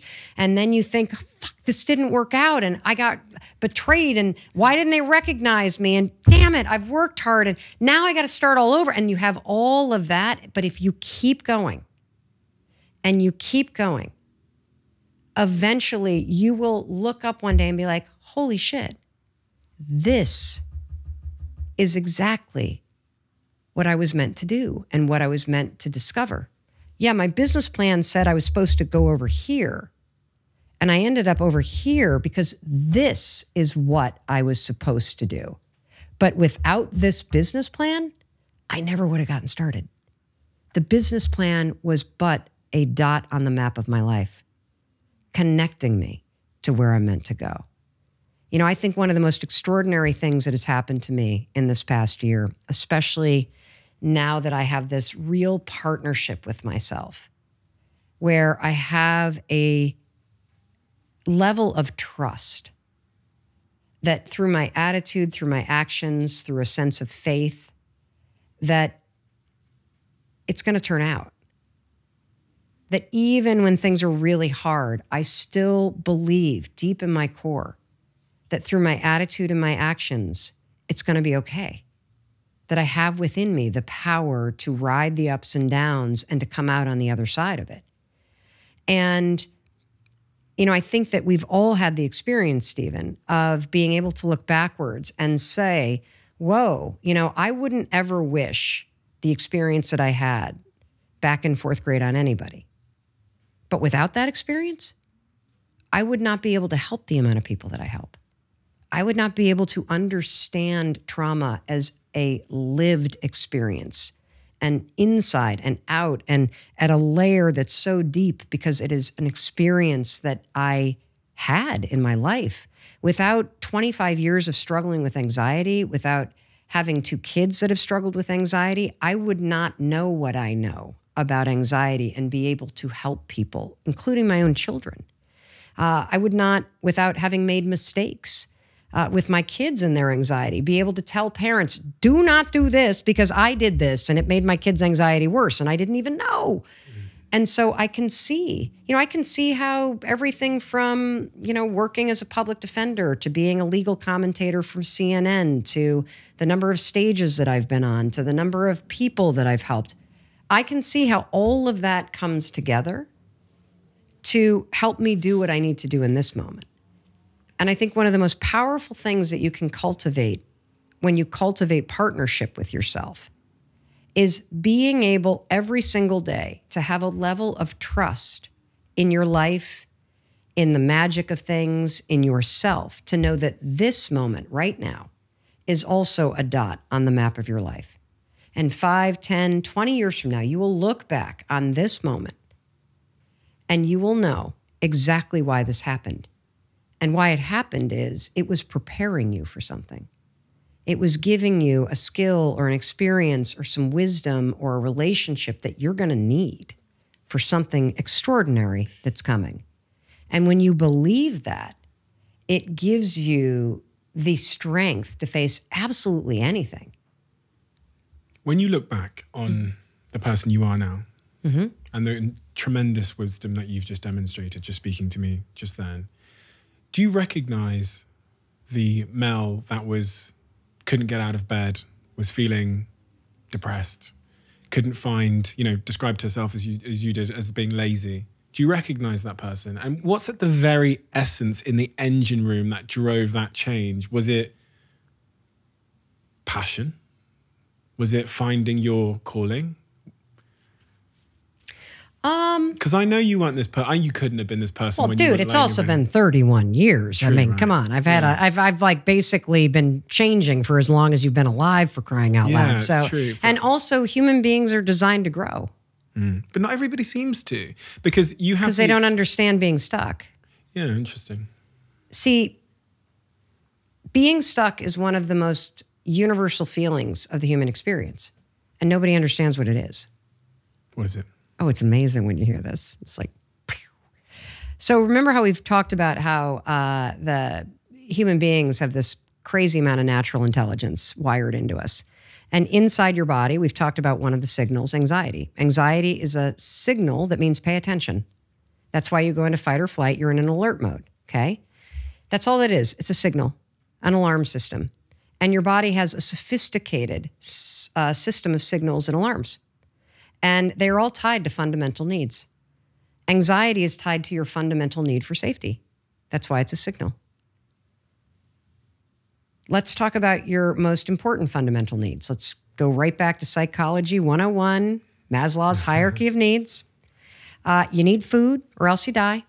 So when you need food, what is the signal that your body sends you? Hunger. When you need water, what is the signal? Thirst. When you need air. Yeah, you catching your breath. When you need rest, what do you feel? I'm tired. When you need connection, what do you feel? Lonely. Human beings are designed to grow. When you stop growing, what do you feel? Stuck. Yeah. I was going to say stagnant, but I guess stuck is, yeah. Or stagnant. Yeah. Or still. Trapped, I guess, is, yeah. Yeah. Feeling stuck is a signal that you've stopped growing. That's it. And when most people feel stuck, since they don't understand that it's tied to a fundamental need for growth, we believe it's an existential crisis and we blow up our lives. For most human beings, what actually will get you feeling like you're not stuck is having something in the future that you're looking forward to.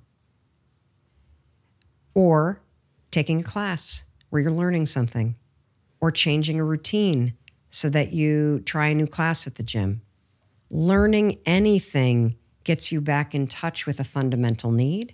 It makes you start to feel like things are moving. And from that place of feeling a little bit more empowered, you'll be able to make better decisions about what big things need to change in your life. And is that, you would also describe that as a moment where your life has like an absence of purpose? I think about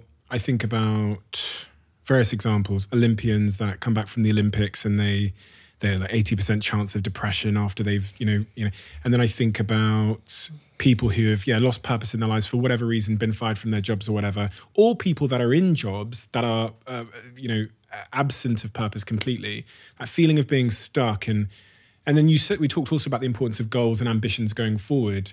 When humans don't have that forward ambition or that thing to look forward to in the future, and their current situation lacks purpose, they become very psychologically disorientated, would be the way I'd describe it. I have a different take on purpose. I think everybody's purpose is exactly the same. What is that? I think your purpose is to share your true self, to be fully seen. And for the Olympian, when you are training and you're in that arena, that is an experience of being seen.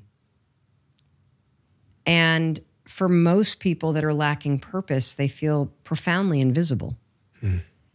And being seen fundamentally comes back to whether or not you even see yourself. And when you start to feel empowered and you start to see yourself and meet you where you are, what happens is every day that you're able to stand with yourself, to accept where you are, to give yourself the compassion, to give yourself the support and the love and the respect and the worthiness that you deserve, you're going to go out into the world and share more of yourself. That Olympic athlete is sharing more of themselves. And so I think our purpose in life is to come back home to ourselves, to reconnect with ourselves, and to empower ourselves to go back out into the world and share our stories and share our experiences and share our full selves with the rest of the world. From a prehistoric standpoint, let's say we're, because I always try and like check things against the caveman of my, my ancestral beings. The idea of being seen when I was, my ancestors 10,000 years ago, what kind of role does that play in from a survival perspective, let's say? Well, I mean, I'm freestyling here, so my suspicion is if you were not within your mom's eye view, your ass was going to get eaten. And so I think that, if you wandered off as a kid, you were in danger. If you weren't hunting with the pack, you were in danger. And so being seen means safety. And that's why when you look at psychological safety, there are three fundamental needs. The need to be seen, the need to be heard, and the need to be celebrated for the unique person that you are. Those are your three fundamental emotional needs when it comes to feeling safe and whole as a human being. And most people's experience by the time they are done with childhood is they feel invisible, they feel like nobody gets them, and they feel completely disconnected and unloved or not celebrated. Makes a ton of sense. Yeah. So I did okay on that answer? Yeah, no, it's a really, really remarkable reframing. We have a new tradition on the Diary of a CEO, which is in the diary, the famous Diary of a CEO, the previous guest always writes a question for the next guest that's coming, and they don't know who they are. Okay. And these guests, they're so diverse, it's always so fascinating, and they never know who they're writing it for, which is also interesting. The previous guest wrote, what is the one regret you have, if you have any at all?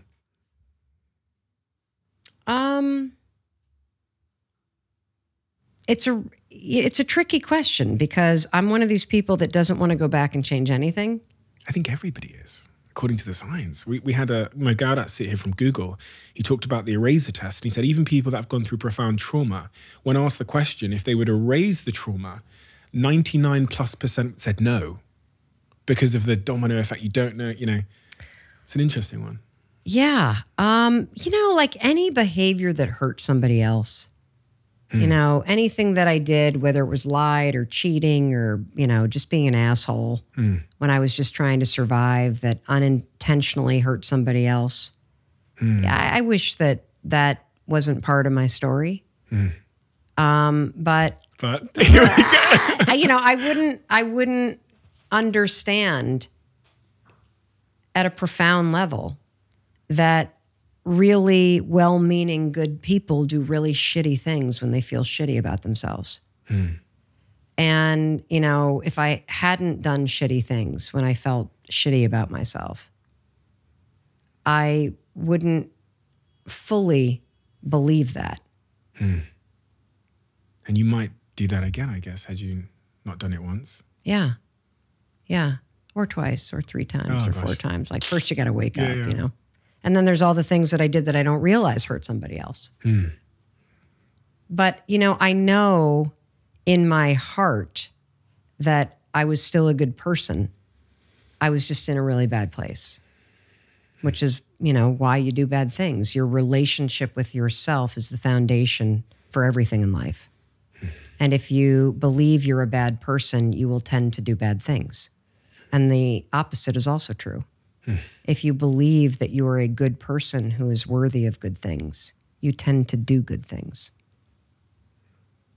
Unbelievably true.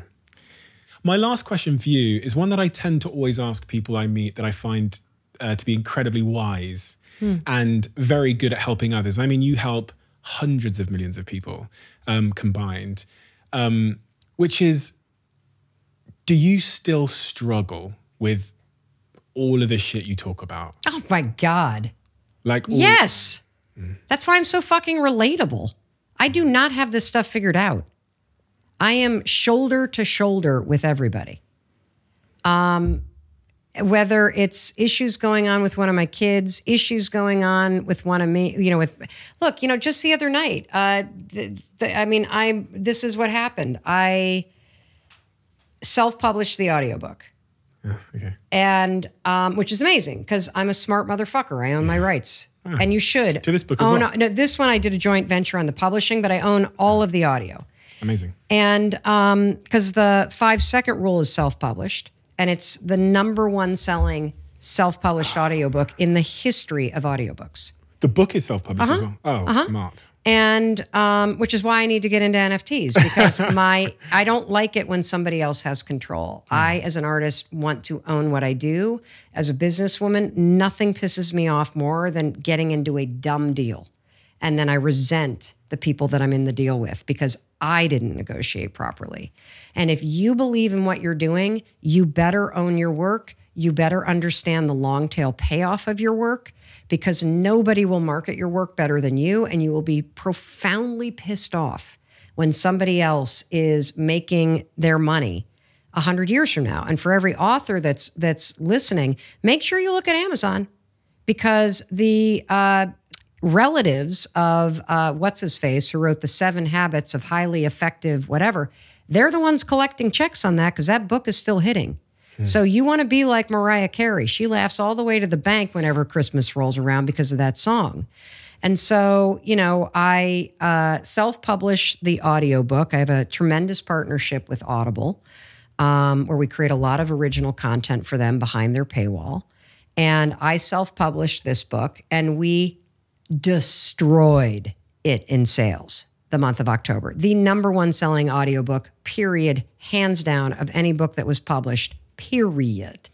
AP reported it. Everybody reported it. And then the New York Times comes out in November, and they rank the top 10 audiobooks of the month of October. And they deliberately left me off. And when that happened, I punched the wall. I drank a gin martini. I lit up a joint. I called a couple friends and bitched. And I immediately got triggered, because I went right back to the experience of being a 9th grader on the tennis team and having the seniors throw a party, and I was the only 9th grader who wasn't involved. And so it triggered a very old pattern that I thought I had fucking gotten rid of, which is, I'm an outsider. Nobody likes me. I'm always having to sneak in. Why am I never invited? Why am I not part of the cool kids? Why am I not, like, it's that old stupid ass story that got triggered. And so of course this shit happens. It happens all the time. And I just happen to talk about it because I don't like feeling these things. And I find that just trying to shove it down makes the next time it happens get even bigger. And so I share this stuff because I think holding it in is what's creating a lot of anxiety and regret and upset and stuckness for people. We are all so the same. And the more that, I kind of share the ups and downs, I think the more people listen to the things that are working and try them out and tweak them for their own life. And look, if I can save anybody the heartache and the headaches I caused myself, that's a life well lived. If I can laugh at myself along the way, if I can punch a wall and drink a gin martini and then share with you like, okay, this, and then get out.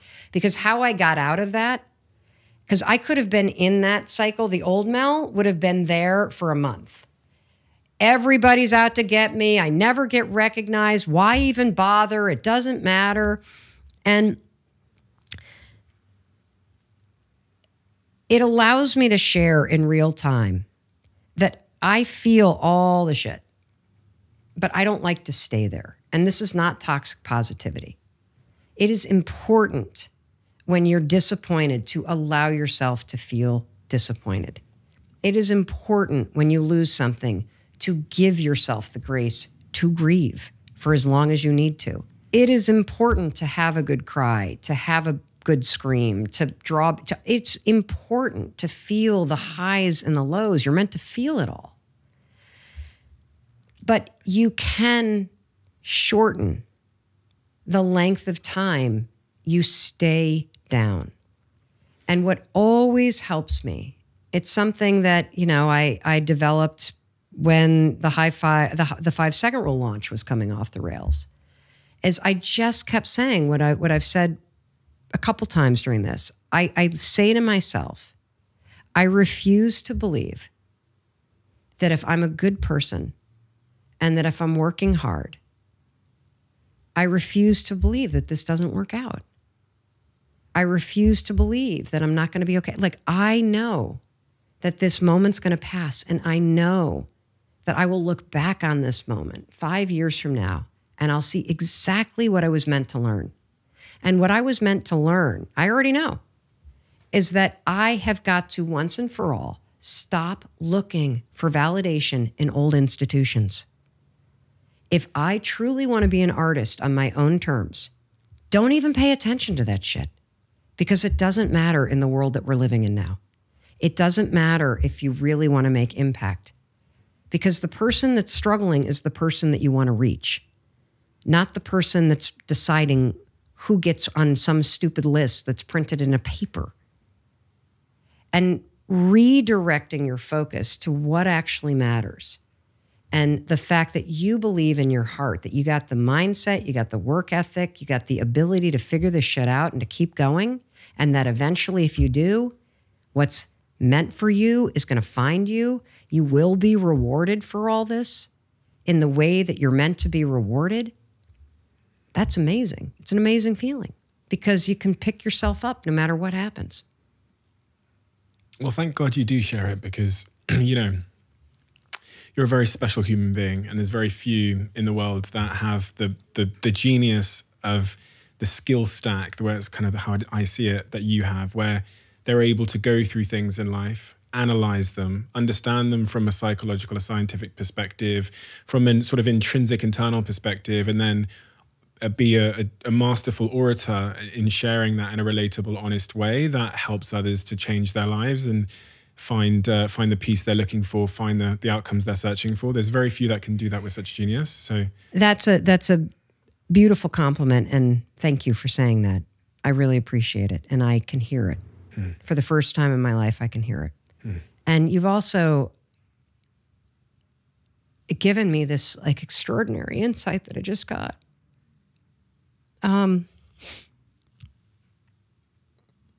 So you asked me in the beginning, kind of what is it that created all of this insight or this drive to figure it out? And I think I just figured it out. You just fucking did it. I just figured it out. I spent so long being dysregulated, having a nervous system that was constantly on edge, like what it felt like to be me any moment in my life, whether I was sitting in a classroom or I was sitting at that law firm bait stamping, or I'm sitting as a young mom with postpartum depression, or I'm sitting in yet another job I don't like, is it felt like being in a car at a stoplight that had a green signal and the emergency brake was on and the gas was floored and I was going nowhere. Like just the engine revved and the sense that I needed to go, but not being able to go. And when I finally started to get control of my own thinking, when I finally started to understand anxiety and how to quiet it in my mind and then how to quiet it in my body, when I finally got serious about understanding trauma and healing it in my nervous system first, through EMDR, through therapy, through guided MDMA sessions, I finally had the experience of being in my body and being safe and being okay. And I hadn't had that in a really long time. And I'm so aware of when I'm not in my body now. I'm so aware of when my nervous system starts to go on edge that my tolerance for staying there is zero, because I lived for far too long feeling on edge, anxious, dysregulated, self-loathing. That when I dip into that space, and everybody, you dip into that space once a day, if not, like I used to live there. And so when I start to dip into that dysregulated, anxious, on edge, intense space, it's like, get this out of my body.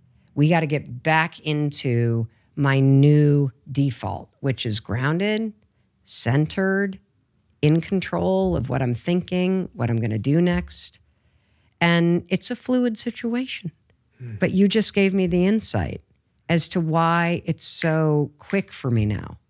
Because I've made a commitment to myself that after spending 30 years that way, 40 almost, that I don't want to live another year that way, another week that way, another full day that way.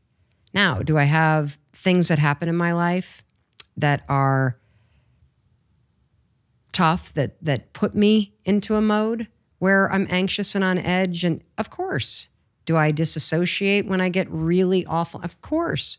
But I now have the tools to bring myself back into my body, to give myself the encouragement, the assurance, the support that I need so that I can face whatever's happening and know that I'm not only going to be okay, I'm actually going to be awesome eventually.